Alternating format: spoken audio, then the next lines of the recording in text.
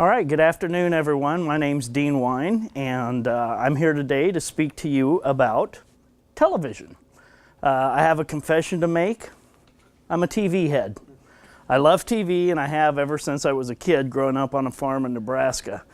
We live 15 miles out of town. We only got 3 channels. We got ABC, NBC, and CBS. Every night, my dad would be intently watching the news and the weather, and then we'd watch the shows of the day together as a family. The Brady Bunch, Partridge Family, Happy Days, Alias Smith and Jones, Monday Night Football, All-Star Wrestling, Monty Python, anything that was on, which wasn't a lot. I felt connected to the world, though, and even though we were out in the middle of nowhere, it made me feel connected. So today, we're going to look at the exploding technology that's led to more options for TV heads like me everywhere. We're going to cover some history, a little bit of business, and we'll take a look into the future. Now, where was I? Oh yeah, on a farm in Nebraska. Then I went to college. There you had to use rabbit ears in the dorm. Anyone remember those?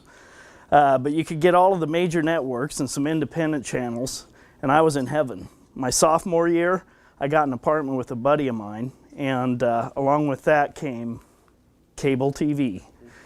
There were so many channels I didn't know what to do. The TV was on virtually all the time when either one of us was home. I never went without cable again till I got married, and then we got the latest, satellite.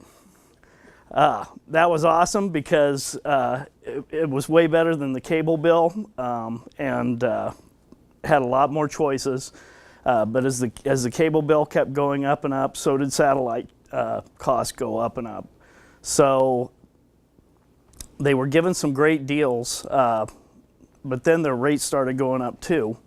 So we ended up switching from cable to satellite and then back again every 2 years because they'd give you a deal every 2 years. The problem with both of them was that not only did the cost of the services keep rising, but they all changed charged rental fees for the equipment, how many TVs you had, nickel and dime stuff that drove the cost of it up and up and up. Then along came the greatest thing ever. About 3 years ago, we cut the cord. And what does that mean? No more cable guy. We went back to an antenna for local channels, and we get our other content from the internet, from apps specifically. Out of curiosity, have any of you today here cut the cord? Okay, we got a couple. Excellent. I'll back up now and explain a little bit about how we got here. A few years ago, companies like YouTube and Netflix began streaming videos and movies to computers. With streaming, you could watch videos as they downloaded instead of having to download the full video to watch it. The drawback was, how do you take that video and get it onto the bigger screen on your TV? As wireless fidelity or Wi-Fi improved, it provided the answer. You could plug a receiver into your TV, programmed into your wireless network, and you receive the signal. One of the first such devices Google came up with in 2013 was a nifty gadget that you plugged into your TV called the Chromecast. You could actually broadcast what you were watching from your computer to your TV. As smartphone technology's improved, you can actually connect your Chromecast using your cell phone nowadays. With continued technological improvements, streaming gained in popularity and a host of other devices was born. Apple TV, Roku, Amazon Fire TV, and Amazon boxes. And you can see an example of all of those there. These don't require a cell phone as a controller, but they use a regular remote. With the hardware in place, the software technology and programming options have also exploded. Remember, originally, the streaming programming was primarily YouTube and Netflix. Then along came the applications, the apps. As programmers began to realize the financial potential of streaming videos, other companies got in the game. The streaming devices provided a platform for the end user to download whatever streaming shows and apps that were available. And now they're smart TVs that have their own streaming capabilities built in, and they don't need any additional devices. By using any of these provider and platform combinations, you could watch virtually any pre-recorded movie or TV show that was ever made. And as streaming's increased in popularity, the available apps have multiplied exponentially. One of the most popular, Netflix, is an app that provides a variety of movies and entire series of TV shows, in addition to a growing number of Netflix original production. YouTube provides a ton of streaming content, including videos made by rank-and-file viewers, and Amazon has its Prime Video service that lets you watch a lot of content for free if you subscribe to the Amazon Prime. And you can rent or purchase an even larger number of shows and movies. And Hulu began with offering a large offering of on-demand TV shows and movies. But there was one obstacle that needed to be overcome for streaming to really begin to rock the world of entertainment. That's live TV. According to Monitus.com, the actual first live stream happened in 1995 when some Xerox engineers at the Palo Alto Research Center tested new technology to broadcast a band called Severe Tire Damage on the internet. And subsequently, the Rolling Stones soon began live streaming their work. A company called Real Networks, which was founded by Microsoft engineer Rob Glaser, broadcast the first live sports event in 1995 from a baseball game between the New York Yankees and the Seattle Mariners. And not surprisingly, by 2006, Google saw the huge potential of streaming and bought YouTube. And it was YouTube who really developed live streaming that catered to users. With their first live stream occurring in 2008, as the streaming world has grown, the demand for mass live streaming has become louder and louder. There are several platforms that now offer, and not only on-demand TV shows and movies, but also packages of live streaming content. The old cable networks are now making deals with the likes of YouTube, Hulu, Facebook, and upstart providers like Sling TV, Fubo, PlayStation, and a host of others for offering live programming.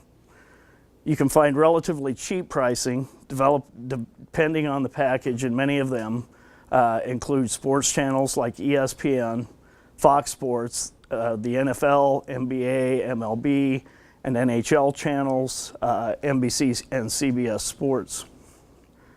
Many of the old cable networks also have their own apps that you can install on any platform to watch on-demand programming, like Yahoo, Facebook, and Amazon, who've made deals to broadcast certain NFL games.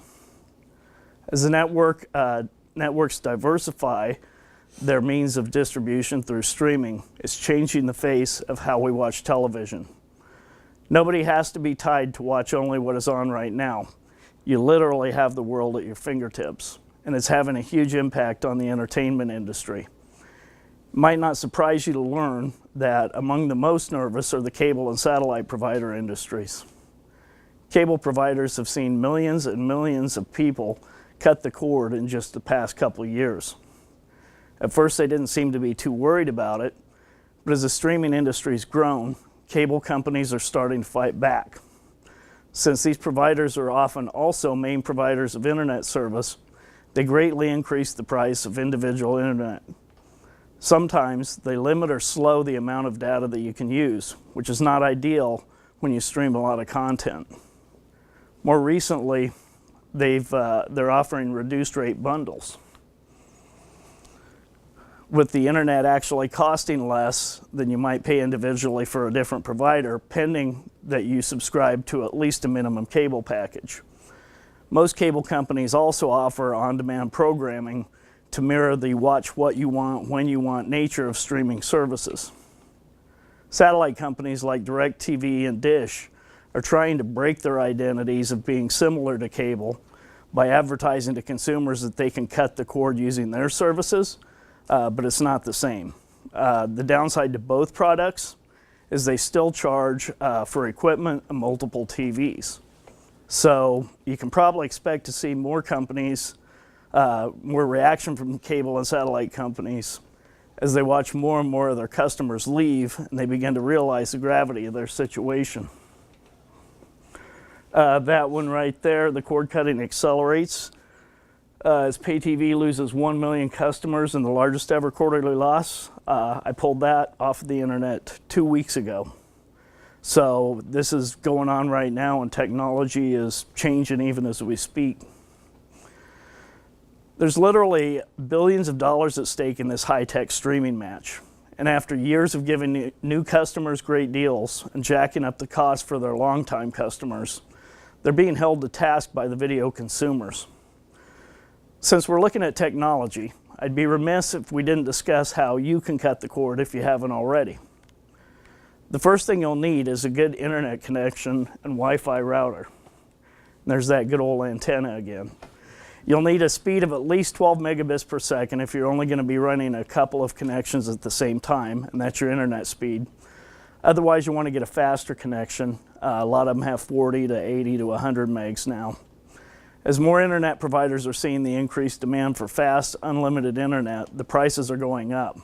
So you can easily pay $50 a month or more for a 40 megabit per second connection, and it goes up from there. You also want to get as much data as possible, unlimited if you can, because streaming can easily use 300 to 500 gigabytes of data per month, not counting what you use for your computer and your cell phone. So if you go over a data limit, they tend to sock you pretty good, and it can be really costly. If you want over-the-air local channels, and some of them may come with your streaming service, but you can also put up the good old house antenna and receive decent quality local channels in HD, like ABC, CBS, NBC, and Fox, and PBS. In many markets, there's also a lot more. You can also get individual antennas for each TV if that works better for you. For example, in the Phoenix market where I live, we get almost 100 channels of varying quality. We signed up for a lifetime internet provider price of $55 per month and got a VoIP phone for $35 a year. We subscribed to Hulu Live for $40 a month, Netflix for $12, and we already had Amazon Prime, so I don't really count that as an extra expense. And previously, for phone, cable, and internet, we were probably paying around $180 a month. Right now, we're paying around $110 a month, and we can watch nearly anything we want, anywhere we want, whenever we want. We're saving at least $840 a year, and we're enjoying our viewing more than ever. Some additional one-time costs for startup that you want to think about is the cost of an antenna. And now for many streaming devices you'll need for your TVs. If you don't have a smart TV, you can get an Amazon Fire TV stick for around $40 each. That's what we use. We have 6 of them. Roku, similar cost. Apple's a little bit more. I also have a Chromecast, which can sometimes work a little better when traveling, because it'll let you watch mobile devices out of your area, whereas Hulu doesn't necessarily. All in all, I think we spent about $400 initially to get set up, but we saved more than that in the first year. You can save even more if you don't need live sports, and the basic difference is that you can have most of the Hulu content for $7.99 a month, but if you add the live streaming package, that takes it up to $40. Main point is, it's still going to cost some money to get set up and subscribe to the services you want, but you don't have to sign any long-term agreements for them, and you can cancel or reinstate them at any time. The flexibility, convenience, and cost savings is leading millions of people to leave their cable and satellite providers every month. So what does the future hold for TV heads? I fully expect to see more entertainment providers finding ways to extract more money from consumers who cut the cord. Many of them, like ESPN, Fox Sports, AMC, FX, and others that have you sign in unless have standalone apps, won't let you sign in unless you have a cable subscription that runs their channels. Although more and more of them are recognizing streaming services like Hulu as a provider. You'll most definitely see technological advances that we haven't even considered yet. One of the most intriguing that's coming and just now entering the market is 5G wireless. 5G means it's the 5th generation of wireless technology, and it's going to be a game changer. Basically, it's going to provide the speed and the bandwidth where cellular providers will be able to enter the streaming service market even more than they are now. This is already happening in some test markets, and as it expands, you're going to have the option of having a standalone Wi-Fi router in your home with no direct wiring at all. You'll just get everything over the air. In addition, even the signal to your good old antenna is getting an upgrade. By 2020, there's going to be a new standard called ATSC 3.0. This is going to provide a lot better reception and signal quality on your over-the-air antenna for free. So at this point, it's going to become a no-holds-barred competition between phone, cable, and cellular providers for your streaming service dollars, with a free improved over-the-air option. So even though companies are going to try and figure out how to get more of your money for their streaming, we should see a stabilization or even a decrease in the cost of the actual data that's needed for these products. In conclusion, we've looked at some of the recent history of television viewing options, explored the many changes that the new technologies brought and is bringing, and we've looked at the enormous financial impacts of these changes. Personally, I can tell you that my family loves the freedom of having cut the cord, and the viewing choices that we have, the money that we save. If you're a TV head like me and you love being connected to the world, I hope I've given you some inspiration and confidence for you to pull the trigger and cut the cord. Thank you.